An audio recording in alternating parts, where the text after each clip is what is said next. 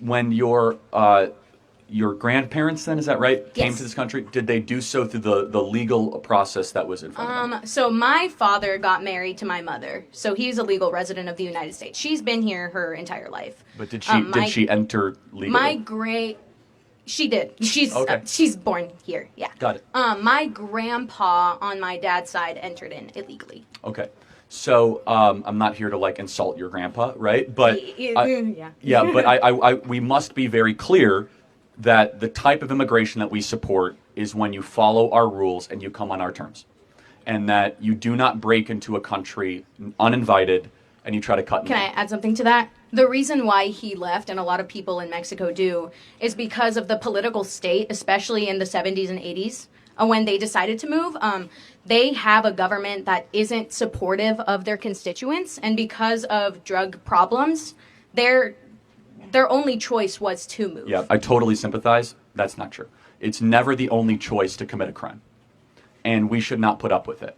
And so it is an insult to other immigrants from Vietnam and Laos and Pakistan that have to wait decades in line to morally equivalate people that come in and just break in. Oh, I have an unstable country. Like half of the world's countries are unstable. So look, we just have to be very clear with this, is that if you come into the country uninvited, you have committed a crime and you are a criminal.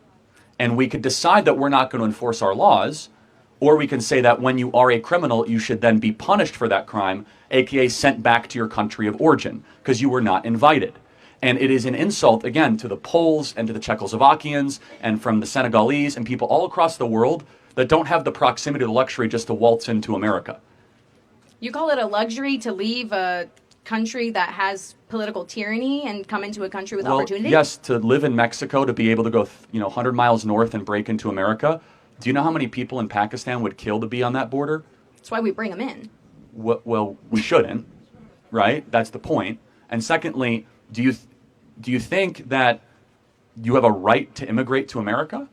I think that I didn't have a choice. My grandparents made that decision for me. And I'm not trying to attack your grandparents, but no one has a right to go to anybody else's country. You are invited. It is a privilege, not a right, to come into America. So it's a privilege to live a life that requires you to have clean water, clean food, clean air. Yes, of course it is. And you have to fight for that? Yes, it is not. But we didn't? Hold on a sec. Well, born here, hold we on a didn't second. fight for that? Well, my ancestors did fight for that, actually, and I'm a very thankful recipient of many generations of Americans that fought for the greatest nation ever By to exist. doing what? Coming here? Well, illegally? Wait, what did my ancestors do? Came here They illegally. came over here in 1620.